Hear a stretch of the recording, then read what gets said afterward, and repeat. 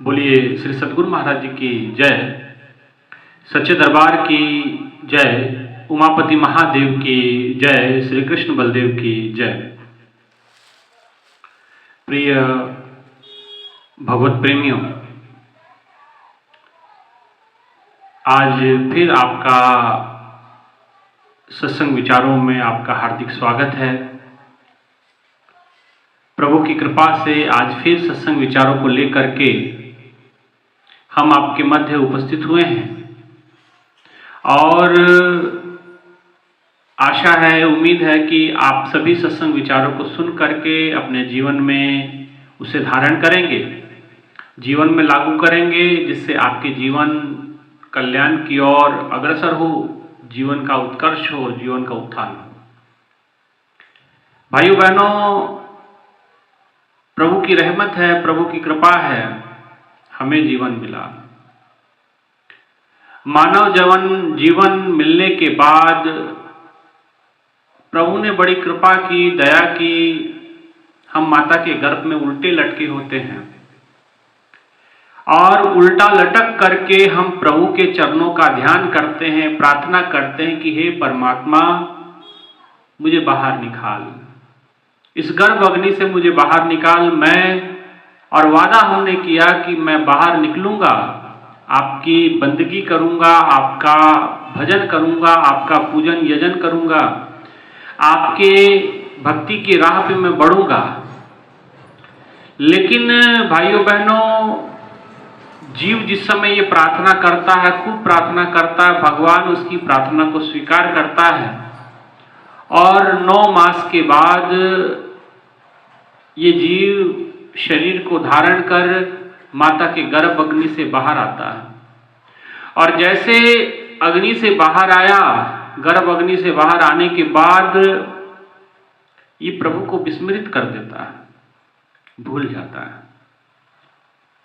और मन इसका संसार में लगने लगता है। पहले मां से स्नेह जुड़ता है, फिर पिता से स्नेह जुड़ता है, फिर भाई बहनों का पता चलता है, फिर सगे संबंधियों का पता चलता है और फिर उसके बाद धीरे धीरे धीरे धीरे संसार के चक्रव्यूह में ये उलझता जाता है, फंसता जाता है और संसार में आकर के ये ईश्वर को विसार देता है। जैसे बाहर आया, इसने ईश्वर को भुला दिया। प्रभु ने कृपा की, जीवन दिया, इसने प्रार्थना की थी कि हे परमात्मा, मुझे बाहर निकालो, मैं आपकी भक्ति बंदगी करूंगा। लेकिन जो वादा परमात्मा से इसने किया, ये वादा इसने पूरा नहीं किया। ये अपने लक्ष्य को भूल गया, अपने जीवन के उद्देश्य को भूल गया और संसार में मन चाहा आचरण इसने किया। जिस समय ईश्वर को भूलता है, संसार में संलग्न हो जाता है, तो फिर परमात्मा देखता है कि भाई ये तो भूल गया। फिर अपने वो दूतों को, अपने सेवकों को, संतों को, महापुरुषों को वो धरती धरा पे भेजते हैं कि जाओ इस सोई हुई मानवता को, ये जो मनुष्य जो वादा परमात्मा से करके आया था कि मैं भक्ति बंदगी करूंगा, ये तो भूल गया, इसे याद दिलाओ वो बात। संत चरणदास जी सहजोबाई के पास गए, सहजोबाई का विवाह होने जा रहा था और चरणदास जी कहते कि सहजो आए थे जिस काम को, भूल गई वो बात, सहजो तब क्या करोगी जब खाली दोनों हाथ। कि जिस काम के लिए तू धरती पे आई थी वो काम तो तूने किया नहीं, वो भक्ति तो की नहीं, और फिर जब परमात्मा के घर जाओगी तो क्या दिखाओगी जब दोनों हाथ खाली होंगे। भाई बुल्ले शाह जी कहते हैं,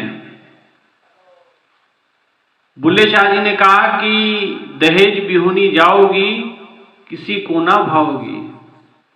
वो दहेज का मतलब या भक्ति की पूंजी किसे संबंध है। दहेज का मतलब दहेज प्रथा का समर्थन में नहीं है ये बात, ये भक्ति रूपी पूंजी की बात है, भक्ति रूपी दहेज की बात है। ये दुनिया तेरे बाबुल का घर, वो दुनिया ससुराल, जाके बाबुल से नजरें मिलाऊं कैसे, घर जाऊं कैसे। हम आत्मा हैं, स्त्री स्वरूप हैं और हमें उस घर में जाना है, परमात्मा के घर में जाना है, पर कैसे? खाली हाथ जाओगे? तो अगर खाली हाथ भक्ति से विहीन अगर जीवन आपका गया, भक्ति की पूंजी इकट्ठा नहीं की, तो आप वहां किसी को भाएंगे नहीं। और भगवान ने अपने दूतों को, महापुरुषों को, संतों को भेजा कि जाओ इन्हें समझाओ, मौका मिला है, अवसर मिला है, ये अवसर हाथ से निकल गया तो फिर पछताने के अलावा आपके हाथ में कुछ आएगा नहीं। इसलिए रहे हैं पुकार जी, करो एक बार जी, मिलेगा ना ये समा, तुम्हें बार बार ना, तुम्हें बार बार नहीं आने वाला, तुम्हें बार बार मौका मिलने वाला नहीं है। ये अवसर दुर्लभ महानित पाया नहीं जाए, अब के चूके चूक है, पछतावा रह जाए। भाइयों बहनों, अब चूक गए तो पछताने के अलावा आपके हाथ में कुछ नहीं रहेगा, कुछ नहीं रहेगा। इसलिए हमें चाहिए कि हम मौके को संभालें, ये जीवन के उद्देश्य को जाने। संतों ने बड़ा सुंदर समझाया कि भाई ये मौका आपको जो मिला है ये दुर्लभ मौका है, ये बड़े समय के बाद मिला है, इस मौके का लाभ उठा लो, इस मौके का फायदा ले लो, इस मौके में आप भक्ति कर लो, प्रभु की बंदगी कर लो, जीवन संवर जाएगा, जीवन सफल हो जाएगा, जीवन सुहेला हो जाएगा और जिंदगी सार्थक हो जाएगी। लेकिन जीव को संतों की बात समझ नहीं आती, संतों की बात सहजता से जीव समझ नहीं पाता है। कबीरदास जी ने बड़ा समझाने का प्रयास किया लोगों को, लोग नहीं माने। कबीरदास जी कहे कबीर तबही नर जागे, जब जम का डंडा मुंडी पे लागे। जब यमराज का डंडा मुंडी पे लगेगा, सर पे लगेगा, तब समझ आएगी, अब समझ नहीं आ रही है।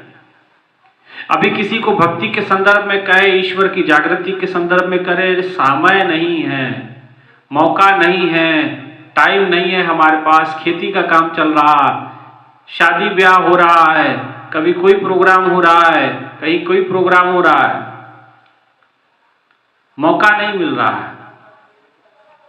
तो और हमारे पास समय नहीं, कि समय का बड़ा अभाव है। समय गया कहाँ भाइयों बहनों, ये हमें सोचना होगा, विचार करना होगा। जिसने जीवन दिया, जिसने आपको रहने के लिए सुंदर धरती प्रदान की, जिसने आपको ऑक्सीजन दिया, खान पान की व्यवस्था की, आज जिसके बदौलत सब कुछ है, आज जीव के पास उसी के लिए समय नहीं है। कितनी हास्यास्पद बात है, कितनी हंसी वाली बात है, कितनी सोचने वाली और समझने वाली बात है। लोग कहते हैं कि मेरे पास समय नहीं है। समय गया कहाँ, समय इसका पहुंचा कहाँ और कहाँ इसने इस्तेमाल किया। भाइयों बहनों, अगर भगवान कहते समय तो दिया तुझे, ये मौका ही तो दिया, ये समय तो दिया है। कई लोग मिलते हैं, कहते हैं हम तो समय पास करते हैं, टाइम पास करते हैं। भाइयों बहनों, टाइम को कोई पास नहीं करता, टाइम सबको पास करता है, टाइम को कोई पास नहीं कर सकता। टाइम ने सबको पास कर दिया है। बड़े बड़े राजा महाराजा इस धरती धरा पे आए और चले गए, समय वहीं का वहीं है। समय तो तुझे मौका दिया गया है, मौका अवसर तो तुझे प्रदान किया गया है। किस मौके को तुम संभालो, इस अवसर को तुम संभालो। ये गोल्डन अपॉर्चुनिटी है अपने जीवन को सुंदर और प्रभु चरण अनुरागी बनाने के लिए उपयुक्त समय है मनुष्य देह। इसके बाद कोई मौका नहीं है, इसके बाद कोई अवसर नहीं है। इसके बाद आपको 84 लाख योनियों में भटकना पड़ेगा। अगर आपने प्रभु के बताए मार्ग को नहीं अपनाया, भक्ति को नहीं किया, तो आकर 4,84,000 जोनी भ्रमत जीव अविनाशी। ये अविनाशी ईश्वर का अंश होने के बावजूद भी ईश्वर से विलग हो जाता है, तो तरह तरह की यातनाएं उसे झेलनी पड़ती हैं। ठीक इस तरह जैसे कोई नदी मरुस्थल की ओर बढ़ जाए, रेगिस्तान की ओर बढ़ जाए तो वो अपने अस्तित्व को खो सकती है, लेकिन वही नदी जिस समय अपने दोनों किनारों की मर्यादा में चलती है और बढ़ती है, दिन रात दौड़ती है और एक दिन जाके सागर में समा जाती है, सागर स्वरूप हो जाती है। वो गंगा नहीं होती है, वो गंगा सागर स्वरूप में बदल जाती है, सागर का विशाल स्वरूप धारण कर जाती है। ऐसे ही जीवात्मा है।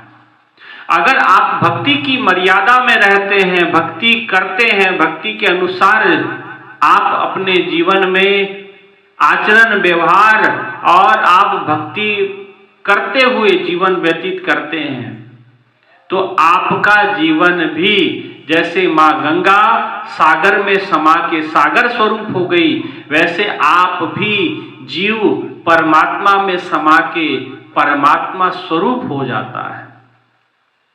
परंतु उसके लिए भक्ति की मर्यादा अनिवार्य है, भक्ति करनी पड़ेगी। लेकिन भक्ति वो नहीं जो आप करते हैं, वो नहीं कि जो आपके मन को अच्छा लगता है, आपको जो ठीक लगता है वो करते जा रहे हैं।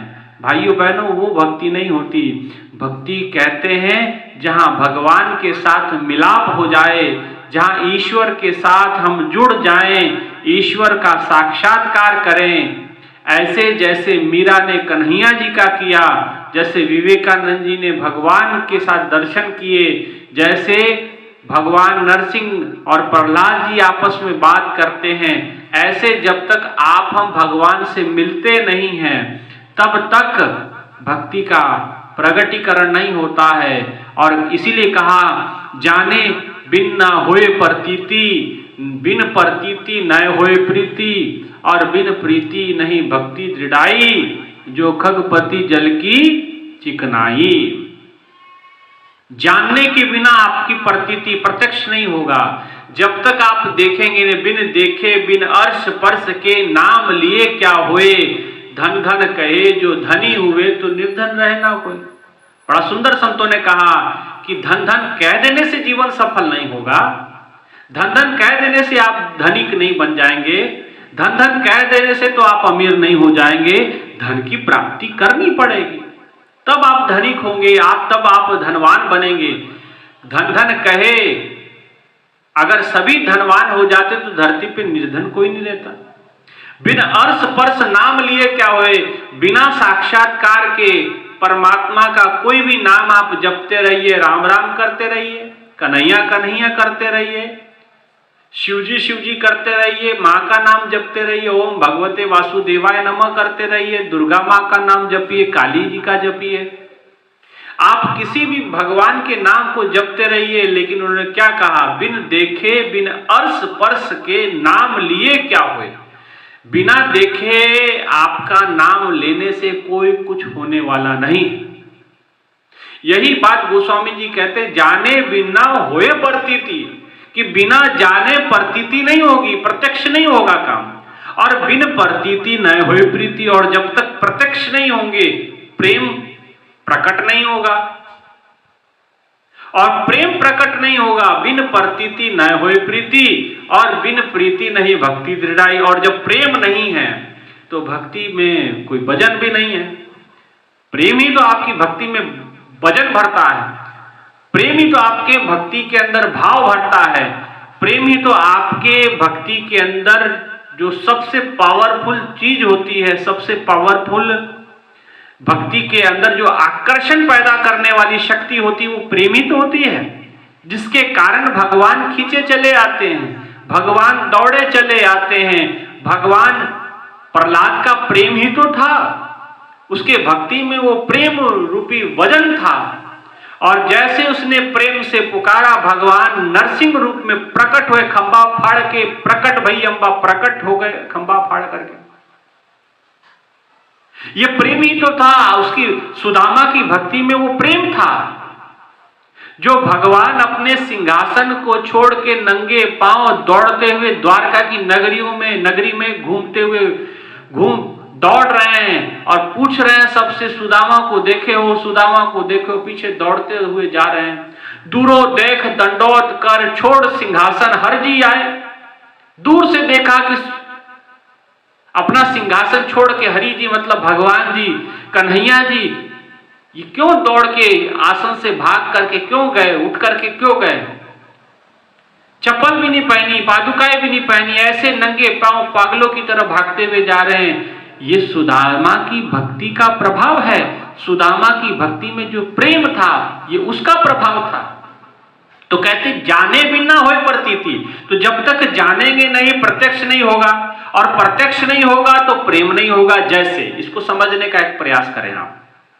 जैसे कोई कन्या है, अब कन्या को कहे कि भाई आप अपने पति के साथ, अब कुमारी कन्या है और पति के से प्रेम करें, आप अपने होने वाले पति से प्रेम करें, तो कैसे कर पाएगी? संभव नहीं है।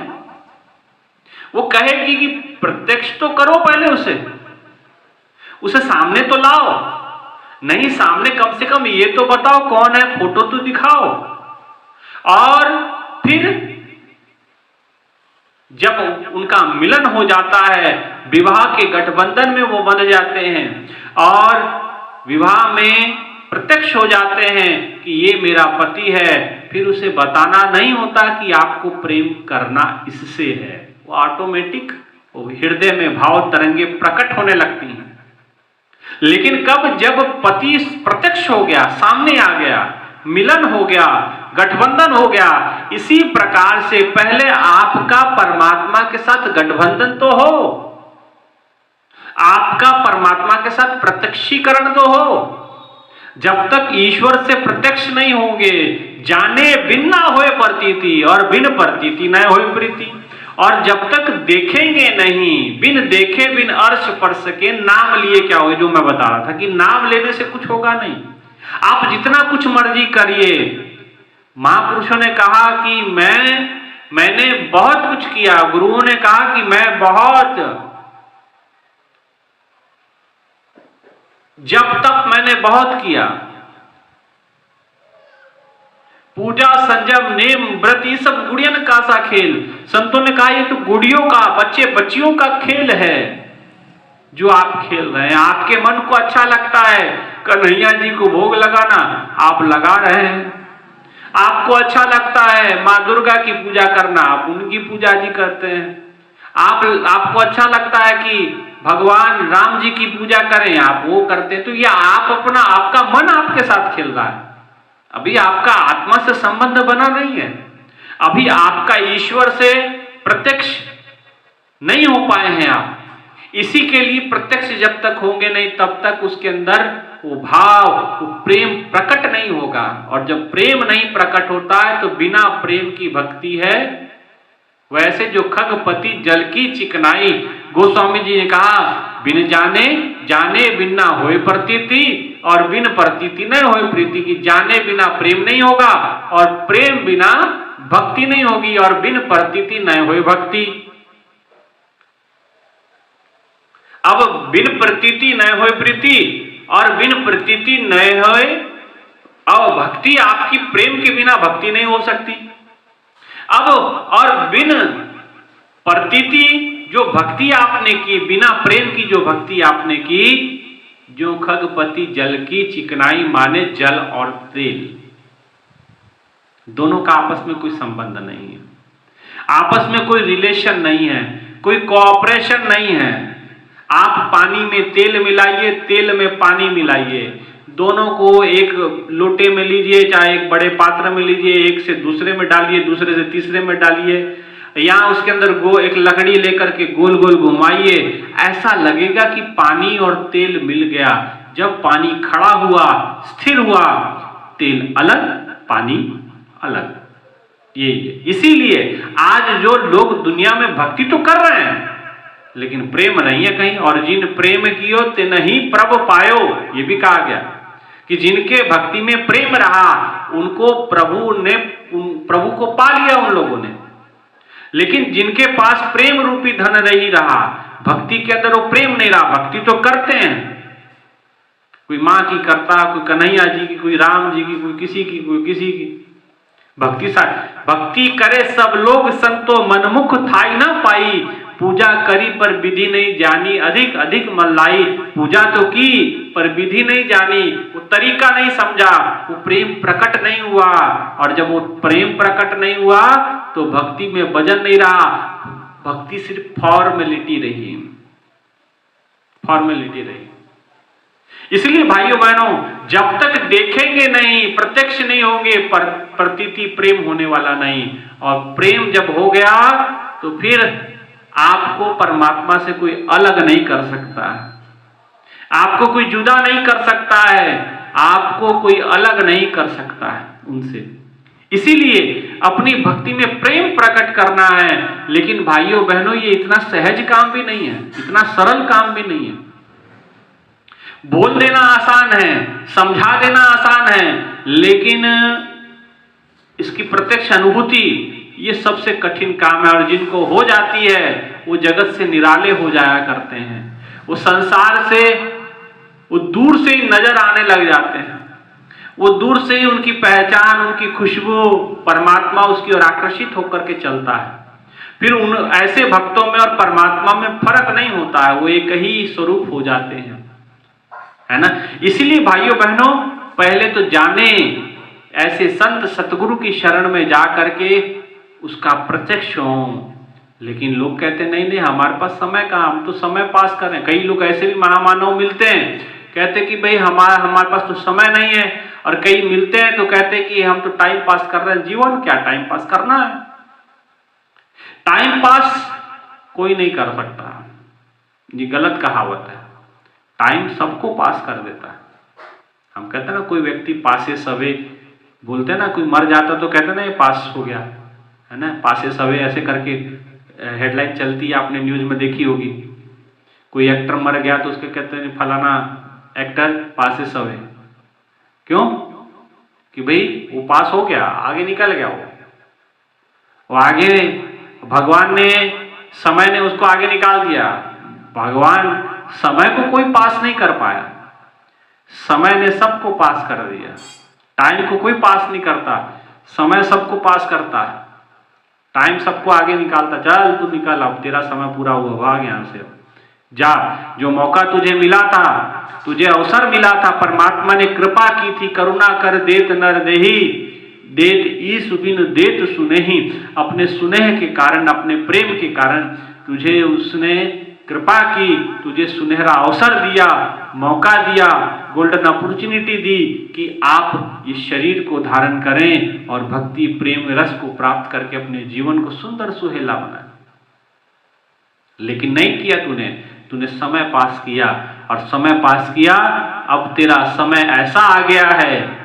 कहते कि इसीलिए कहा महापुरुषों ने कि जरा सोचो, विचार करो, सोचो जरा करो विचार, मानव जन्म नहीं बार बार, क्यों तू आया है इस संसार में। विचार तो करें, आप आए क्यों हैं। भाइयों बहनों, हर चीज का कारण है। मेरे सामने ये माइक रखा हुआ है, कोई कारण है तब रखा हुआ है। ये स्पीकर लगे हुए हैं, इसमें से इसका कोई कारण है कि इसमें से आवाज आती है, इसमें से आवाज आती है। और ये इस कारण से रखा गया। ये मेरे सामने कैमरे लगे हुए हैं, क्यों लगे हैं, इसका कोई कारण है। आप बिना किसी कारण के कोई काम नहीं करते हैं। आप बाजार जाते हैं तब कोई कारण होता है, घर से एक कदम बाहर डालते हैं तब कोई कारण होता है, बिना कारण के कुछ नहीं होता है। तो परमात्मा ने आपको मनुष्य जीवन दिया, आपको मनुष्य का तन दिया, उसके पीछे भी तो कोई कारण रहा होगा, उसके पीछे भी तो कोई मकसद रहा होगा, उसके पीछे भी तो कोई मंशा छुपी होगी। लेकिन आप उस कारण को नहीं जान पाए, उतनी समझ आपके अंदर उत्पन्न नहीं हुई कि ये शरीर क्यों मिला है। हमने इस शरीर का दुरुपयोग किया, और एक समय आता है परमात्मा आपसे ये दिया हुआ उपहार भी आपसे छीन लेता है। इसलिए संतों ने कहा कि जरा सोच ले, क्या किया, क्या खोया, क्या पाया। जब से जहां में आया उसको भुला दिया है, लाया था साथ जो भी उसको गवा दिया है। जब नींद से उठा कुछ भी ना साथ पाया, जरा सोच ले क्या किया, क्या खोया, क्या पाया। विचार तो करें कि जब से इस संसार में आए हैं किया क्या है आपने। आए जगत में क्या किया, तन पाला की पेट, सहजो दिन धंधे गया, रैन गई सुख लेट। सहजो भाई कहते कि आकर के जगत में क्या किया, तन को पाला या खा खा के पेट को बढ़ाया। तन पाला की पेट, कई लोग कहते हैं ना पापी पेट को संभाल रहे जी, भक्ति क्या करे, पापी पेट का ही सवाल है। पापी पेट नहीं है, पापी आप हैं जो केवल पेट की चिंता करते हैं। आप उसकी चिंता नहीं करते हैं जिसके वजह से आपका अस्तित्व है। जिस दिन वो परमात्मा आत्मा अंदर से निकल जाएगी, पेट धरा का धरा रह जाएगा, आपका शरीर पड़ा का पड़ा रह जाएगा।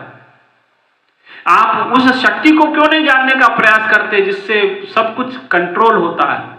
लोग कहते नहीं पापी पेट का सवाल है। पापी पेट नहीं है भाइयों बहनों, पापी आपकी मानसिकता है। वृत्ति आपकी खराब है, दोष पेट पे लगा रहे हैं। पेट को तो मुख नहीं दिया, बुद्धि आपको दी गई है, समझ आपको पैदा आपके अंदर है, और दोष आप पेट पे लगाते हैं, तो ये गलत दोष होता है। इसीलिए हमें चाहिए समझदारी का परिचय करें। हम समझदारी का निर्णय ले समझदारी से कि ये जन्म आखिर क्यों मिला है, किस लिए मिला है, उसको जाने। समय को बर्बाद ना करें। समय नहीं तो आपको पास कर देगा, फिर कहेंगे कि भाई ये क्या हुआ।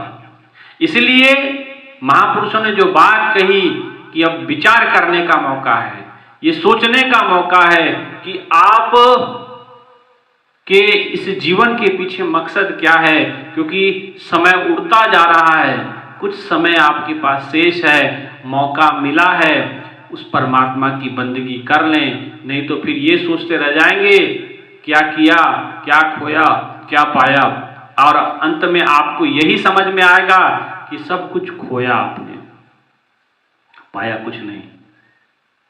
कई लोग आते हैं नहीं हमने तो धन पा लिया, हमने तो जायदाद पा ली, ये यही धरा। भाइयों बहनों, इसको कोई धन नहीं कहा जाता। ये जिनके पल्ले धन है तिनका नाम फकीर। जिसके पास धन होता है वो सबसे बड़े फकीर माने गए, माने भिखारी माने गए। इसीलिए हमें चाहिए कि हमें डट करके साधना भजन करने की आवश्यकता है, भजन बंदगी करने की आवश्यकता है, प्रभु की उपासना को प्राप्त करने की आवश्यकता है। एक पूर्ण संत सतगुरु के शरण में जाकर के हमें ऐसे महापुरुष की खोज करके उनकी शरण में जाएं और उस ज्ञान को प्राप्त करें, और उनको प्राप्त करके अपने जीवन को सफल सार्थक करें, अपने जीवन को सुंदर बनाएं, अपने जीवन को सुखद बनाएं, अपने जीवन को सार्थकता की ओर ले जाएं, अपने जीवन को सफलता की ओर ले जाएं। भाइयों बहनों, अगर आप संसार की उपलब्धि को ही सब कुछ मान बैठोगे तो ये तो नश्वर है। आप मरेंगे, आपकी पीएचडी की डिग्री पड़ी रह जाएगी यहीं पे। आप डॉक्टर हैं, मरे रहेंगे, मर जाएंगे तो डॉक्टर का कोई आपकी डिग्री काम में आने वाली नहीं है ना। इसीलिए ये पद प्रतिष्ठा सब यहीं धरा का धरा रह जाएगा, लेकिन जो साथ जाएगा वो प्रभु की भक्ति है, जो साथ पहुंचेगा वो ईश्वर का धन है ना। इसलिए वो धन इकट्ठा करें जो धन परमात्मा के घर में चले। व्यर्थ के धन के ठीक है, उस धन को इतना ही इकट्ठा करें जितने की जरूरत है। ज्यादा, रामकृष्ण परमहंस जी कहते हैं कि अगर धन नाव में रखा जाए तो नैया पार की जा सकती है, लेकिन इतना भी ना हो। पानी अगर नाव में आ जाए तो नाव डूब जाती है, और नैया पानी पे चलती है। पानी के ऊपर नैया होनी चाहिए, लेकिन अगर पानी के नीचे नैया आ गई तो नैया डूबेगी। इसीलिए भाइयों बहनों, आपकी नैया कहीं ऐसा ना हो कि आप डूब जाएं। उससे पहले अपने आप को संभालें, अपने आप को जानें, अपने आप पे विचार करें और अपने जीवन को समझें। समय पास ना करें, टाइम पास ना करें। टाइम ने सबको पास किया, बड़े बड़े राजा महाराजा रावण जैसे लोग आए और समय ने सबको पास करके आगे बढ़ा दिया, ठीक है ना। इसलिए और आप भी बढ़ जाएंगे आगे, फिर 84 लाख योनियों में भटकना पड़ेगा। इसलिए भटकना ना पड़े, इसलिए संतों की बात समझें और भक्ति को करें, और भक्ति करते हैं तो उसमें प्रेम प्रकट करें, भाव प्रकट करें, श्रद्धा प्रकट करें, ताकि आपकी भक्ति सफल सार्थक हो। इसी विचारों के साथ आज के इन सत्संग विचारों को यहीं विराम देते हैं, और अपने विचारों को विराम आपसे आग्रह कि आप जरूर इस वीडियो को पूरा सुने, सत्संग विचारों को शेयर करें और चैनल को सब्सक्राइब करें। धन्यवाद। बोलिए श्री सद्गुरु महाराज जी की जय, सच्चे दरबार की जय, उमापति महादेव की जय।